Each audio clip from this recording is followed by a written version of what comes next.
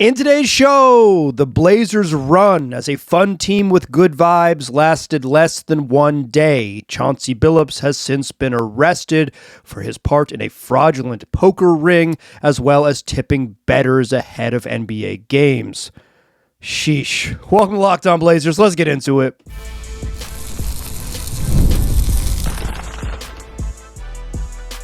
You are Locked On Trailblazers, your daily Portland Trailblazers podcast, part of the Locked On Podcast Network. Your team every day. What up, world? It's your past first point guard and Trailblazers reporter, Mike Richmond. You listen to another episode of Locked On Blazers, part of the Locked On Podcast Network, available wherever you get podcasts and also on YouTube. Thanks for making this show your first listen, coming at you each and every weekday, Monday through Friday. So make it a part of your daily routine. Make it your first listen. Tell your friends to do the same. It's Locked On Blazers, your team every day. In yesterday's episode, we talked about how the Blazers were fun, how they'd formed an identity, how they were an easy team to root for, the vibe seemed good, and this seemed like a team that was going to be really enjoyable. I recorded that podcast around 11:30 p.m. At 5 a.m. this morning, Chauncey Billups, the Trailblazers head coach, was arrested by the FBI in his Lake Oswego home, according to the Oregonian. The charges: money laundering and wire fraud conspiracy. Billups is alleged to have been involved with a multi-year, multi-state running fraudulent poker game. He was one of among 30-some people, 34 folks that were indicted on Thursday in two separate cases involving NBA adjacent figures, NBA figures and NBA adjacent actors. Some of them mentioned in both cases, including seemingly Chauncey Billups. The thing that Billups is specifically noted for, that's what, by the way, that's what we're going to talk about in today's show. The head coach of the Trailblazers got arrested. Things done changed. It's not fun anymore. Billups is specifically accused of being part of a mob-run, like mafia-tied-in scheme to host these poker games where he has, as they call it in the indictment, which is available for you to read in its entirety on the New York Times, face cards. Basically, Billups was a celebrity that is lured into these games. You get to play poker with 2004 NBA Finals MVP Chauncey Billups. Specifically, these games that took place in across a number of states, but Billups is specifically charged with participating in two of them in Las Vegas in April of 2019 and then again in October of 2020. So Billups was part of this scheme, and the alleged charges was that he was basically luring victims, or maybe luring victims is maybe the incorrect word, but luring poker players, professional poker folks, to be defrauded at a poker game organized by the mob. It was relatively high tech, right? They had card counting machines that had been altered so they could count the cards. They had X-ray vision under the table so you could see the cards that were face down on the table. Cards that were specifically marked, and you wore special contact lenses so you could see what the highest cards were. And folks sitting at the table who would signal to one another who would bet. There was a podcast released in 2019, right around when this was happening, by a professional poker player saying, like, yeah, it was kind of like this was known that these games were like not at all above board. Billups, of course, was hired by the Blazers in 2021. This stuff was kind of out there. So Billups the indictment is specifically that he participated in these fraudulent games in Vegas, and that this ring extended to many, many other cities. So, there's a second part of this case, these multiple cases, and Billups is not specifically named in those cases. He's specifically named in the fraudulent mafia-led with ties to like major crime families in New York. He's specifically named by name in that case. In the other case, he is not specifically named. He is not directly named, but he is pretty clearly involved. In that case, there are 6 defendants, and Billups is likely referred to as co-conspirator 8. And co-conspirator 8 is described as an NBA player from 1997 through 2014 who coached since 2021 and lived in Oregon. That's Chauncey Billups, y'all. So what did Chauncey Billups do in this tipping? This is the other case. This is not the poker case. What did co-conspirator number 8 do in the other fraud case here? He is accused of basically one of the defendants in this case, someone named Eric Ernest, what said that he was tipped that the Blazers would be holding out players in order to improve their draft odds. And the game in specifically mentioned is March 24th, 2023. And this tip happened before the information was publicly known, according to the indictment. So basically, the Blazers are going to play the Bulls on March 24th, 2023, and someone gets a tip that some important players are not going to play. I remember this game because Wednesday, March 2nd, 2023, for a long time, was the final game Damian Lillard was ever going to play in a Blazers uniform. That game, the Portland went into Utah. Dame had 30, Yusuf Nurkic had 20, Shaedon Sharpe had 20, and Dame had kind of hinted at, because the season was going south and they weren't competitive, at some point in the coming weeks, he was probably going to shut it down. He had openly said that on the mic in the media room at the Moda Center. They beat a not very good, but not bad, but not very good Jazz team, right? And then on the injury report, all of a sudden, Yusuf Nurkic and Damian Lillard for the Friday game back home against the Bulls. I know the March 22nd date. It's in my brain. I knew the game as soon as they mentioned it. Dame didn't play for the remainder of the season. Nurk didn't play for the remainder of the season. This was the game that they pulled the plug. We all knew that the Blazers pulled the plug. Everybody here, go back and listen to the tapes. We knew what they did. They decided they were punting on the season. And legally, you don't go to jail for tanking an NBA game. What you go to jail for is tipping. What the crime is tipping. So in the NBA, prior to each season, if you are an NBA employee, you take a little class. I believe it's a day-long course for some. I don't know what level of class Chauncey Billups would have to take, but for other staffers, it's a day-long course. No betting, no fixing, no tipping. That's tipping. Betting on the games is illegal. We all understand that. Fixing games is illegal. We all understand that.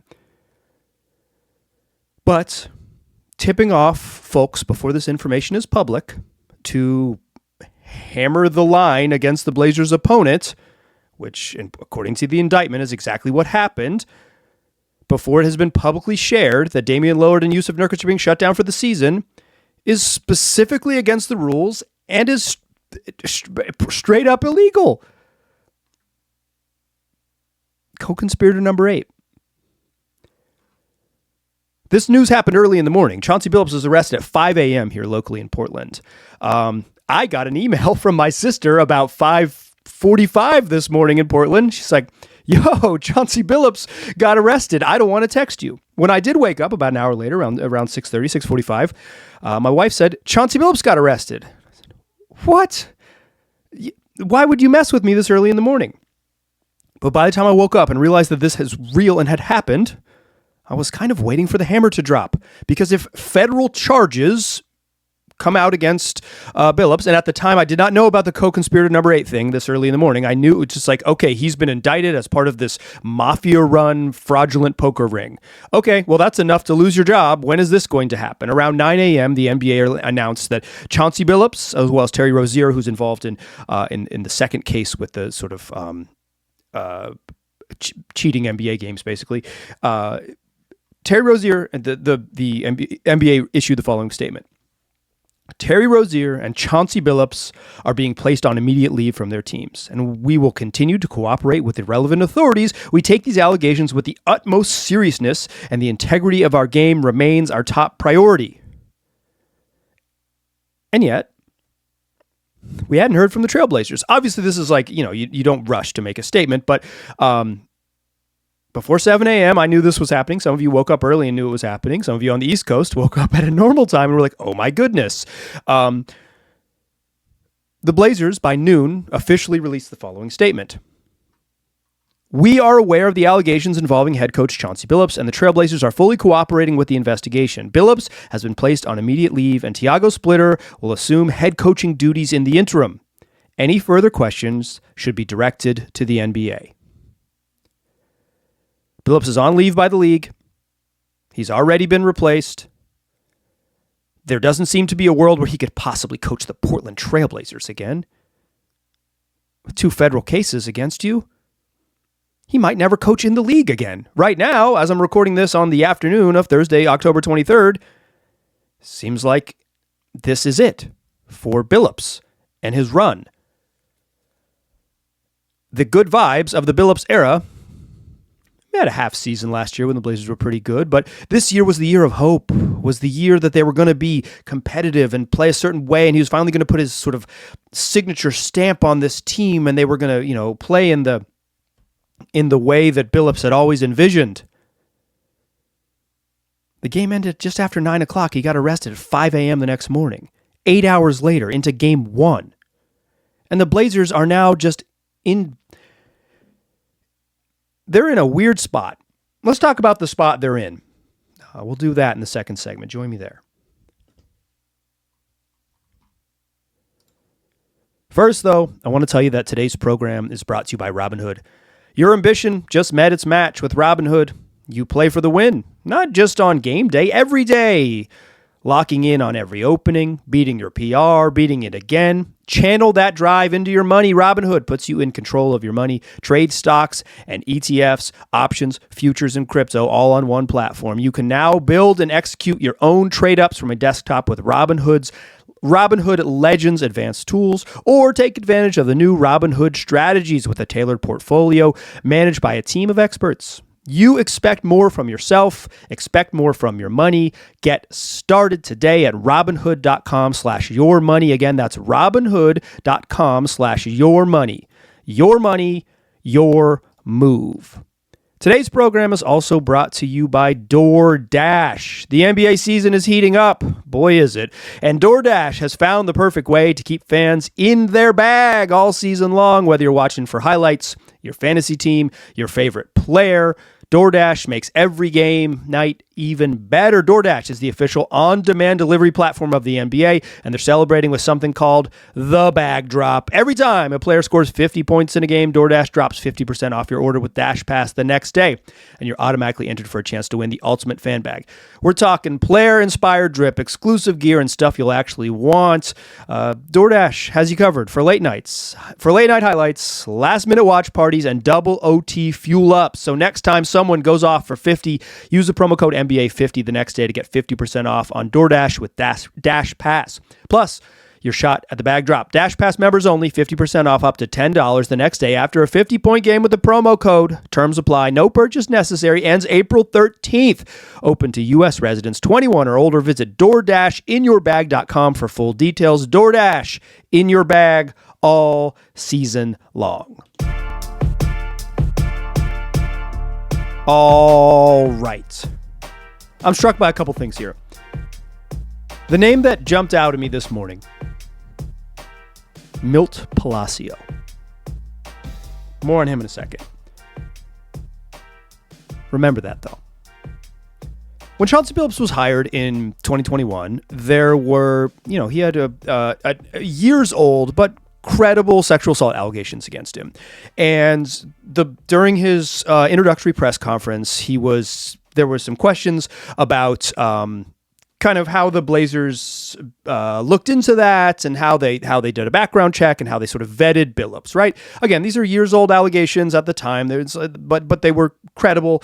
And the Blazers, assured through in publicly and then through some private back channeling that they had taken these allegations very seriously, and they'd done all of these things to to make sure to vet the Chauncey Billups hire. And it was handled really poorly in the public space by the Blazers PR staff and by Neil Olshey. They did just an awful job at handling that particular transition, right? But eventually, I think folks kind of either just sort of buried that news about Billups or let it go or what have you, right? Or just do the way we do with things and compartmentalize challenges in our life.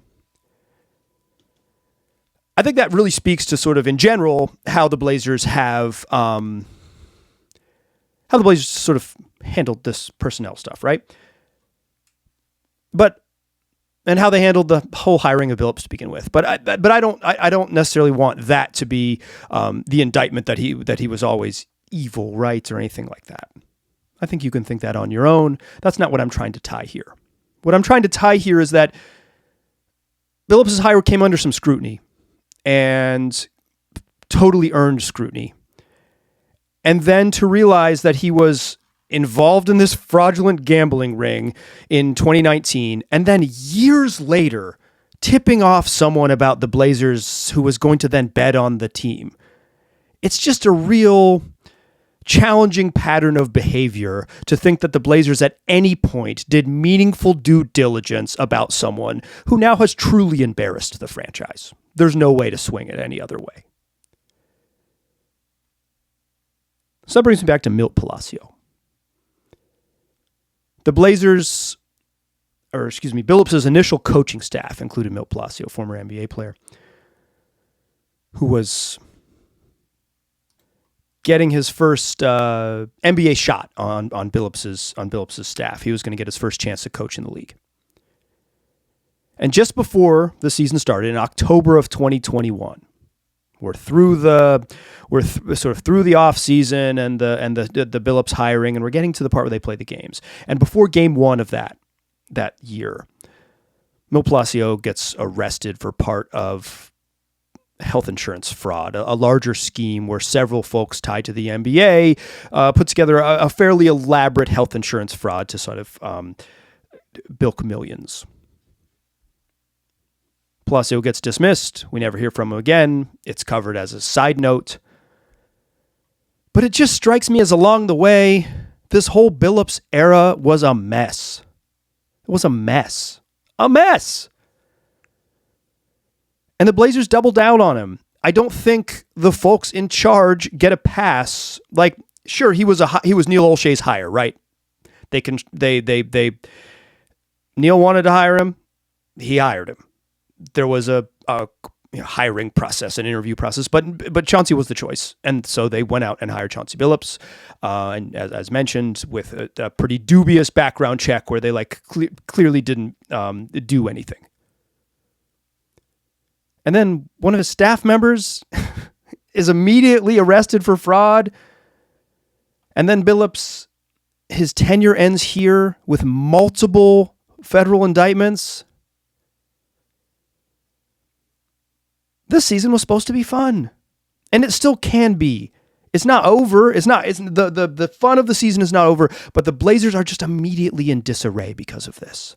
For a hire that looked kind of dicey from the beginning, you go to where it is now, with a brief period of competency, it's just a team that is now spiraling. The players will play through it. And they'll play through it under Tiago Splitter. And in theory, Tiago Splitter is an interesting hire. And I want to talk about him here in a moment. But I just don't think you can paint this as anything. Like, I don't think there's a silver lining that now Tiago Splitter is in charge. I don't. He might be a good coach. He might be even the right coach. But there's a couple things here, and then we'll get into Splitter's background and talk a little basketball stuff here. There is simply no way that until Tom Dundon gets control, and Tom Dundon was sitting on the sidelines last night. Blazers played their opening game of the night, and the incoming owner, Tom Dundon, is there along with one of the investors, Sheil Tile, who's has local ties and is in the VC investment world. And it kind of brought in some other folks to build Dundon's team, the ownership group, I should say. And Dundon's sitting there on the baseline looking at the Blazers bench, sitting on Emperor Row, as I call it. Where Paul Allen sat, he's sitting next to Jody Allen. Bert Cold is there. Joe Cronin is there. Blazers president Dwayne Hankins is there. Dundon is coming to put his stamp on this thing. There's no way they hire a coach full-time without Dundon fully in charge. So you're playing out the season in the interim. And now Dundon sort of has carte blanche to totally rebuild this thing, because the folks that have made these decisions and put the person in charge as the face of the franchise, and quite frankly, Billups was, because of the sort of his stature and how famous he was, and the loss of Damian Lillard over the last years, he was sort of the biggest voice. He was the de facto leader. He even talked about it.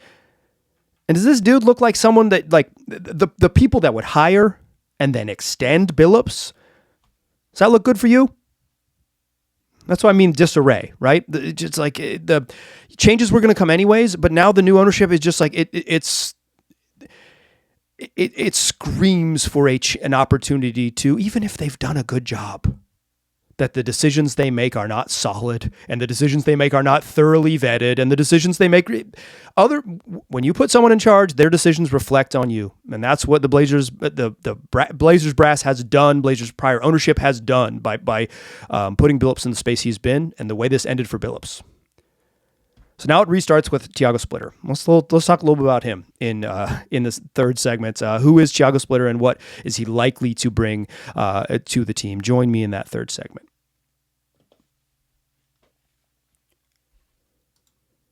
First, though, let's talk about Rougiette.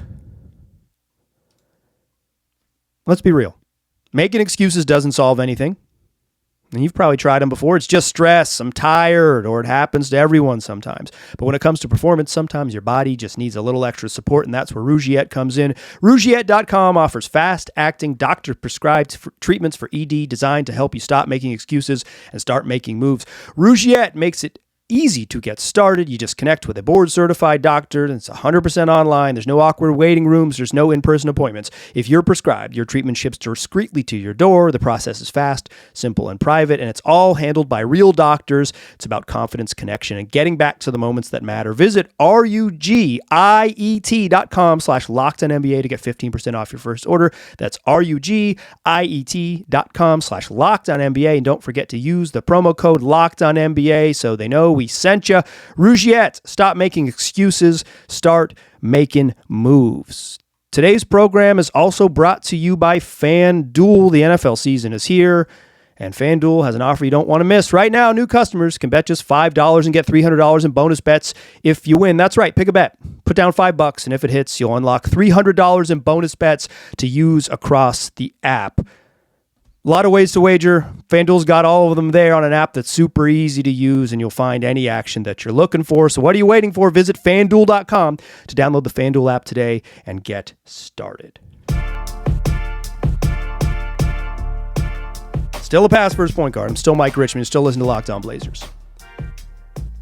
Let's address the elephant in the room briefly. In that last ad break, I read an ad for FanDuel.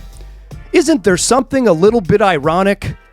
A lot of bit ironic, painfully ironic, that this particular show, where we're talking about people potentially going to jail for betting on NBA games, is sponsored by the place where you can place those bets? Yes, it is. It is not lost on me, and I would be remiss to sort of ignore it. I'm not going to put my head in the sand. I know what's happening.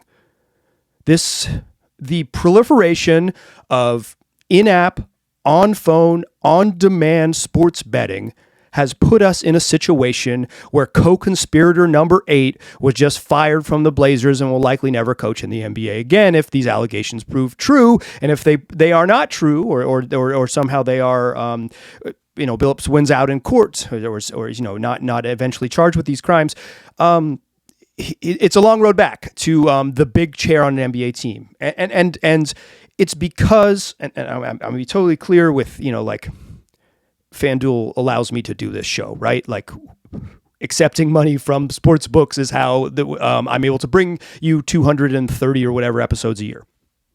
I'm complicit, right? I'm not trying to pretend I'm above it or anything like that. But I will say that the leagues, the sports leagues, and the NBA in particular, getting deeply embedded with gambling firms, with the large gambling firms, has opened up a world in which these types of things are not only possible, but seemingly prevalent.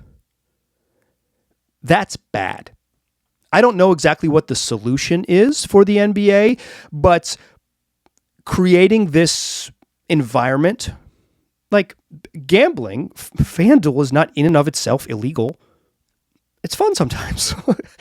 Let's give it a buck. It's fun. It can be fun, but the no betting, no fixing, no tipping, right? The league, if you work in the league, there are rules, and the Blazers, or if Billups and the Blazers and Terry Rozier with the Heat and Jonte Porter with the Raptors, if this, we've opened up a world as a society where it is easy to act nefariously. And I worry about that because I think this is I don't know if it's the tip of the iceberg, but it ain't the last time this is going to happen.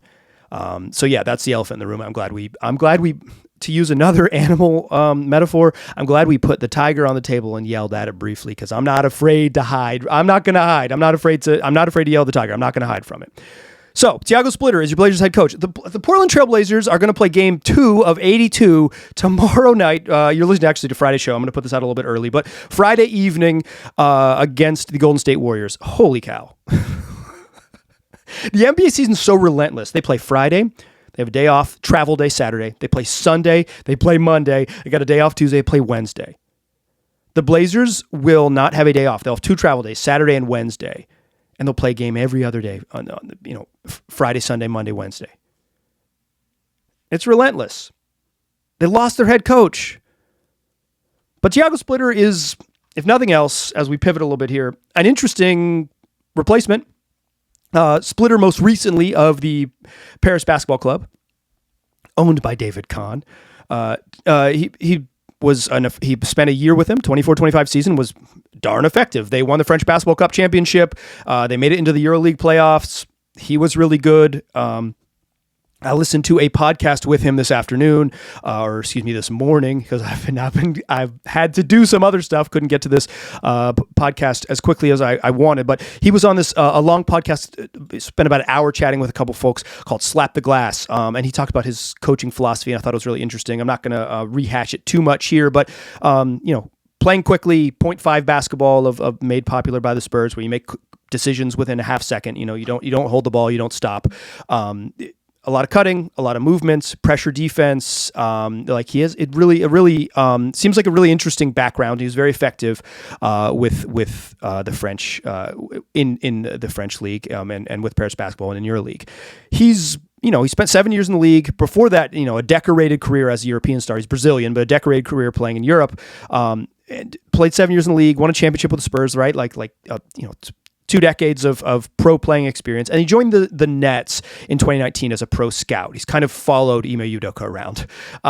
Joined the Nets 2019 as a pro scout. Then he was promoted from pro scout, or transitioned from pro scout to an assistant coach. And he coached on the Nets from the 2021 season through the 22-23 season as in a player development assistant coach role. Then he moved with Ime to Houston in the 23-24 season. After that, this is his 4 years of assistant coaching in the league. He moves to Paris basketball, and the Blazers hire him as a front of the bench assistant to kind of be this type of to be a creative coach, to be bring sort of this offensive mind, bring the head coaching mind, bring the sort of Spurs acumen, Ime Udoka acumen, someone who's been in the league recently, played for great coaches, worked under some strong coaching staffs. He was an interesting hire at the time, and now he moves into the big chair. I think the obvious assumption here was that Nate Bjorkgren was going to move in the big chair, and according to the reporting from Shams Charania of ESPN, Nate Bjorkgren, quote, got some strong consideration, but decided to remain in his role.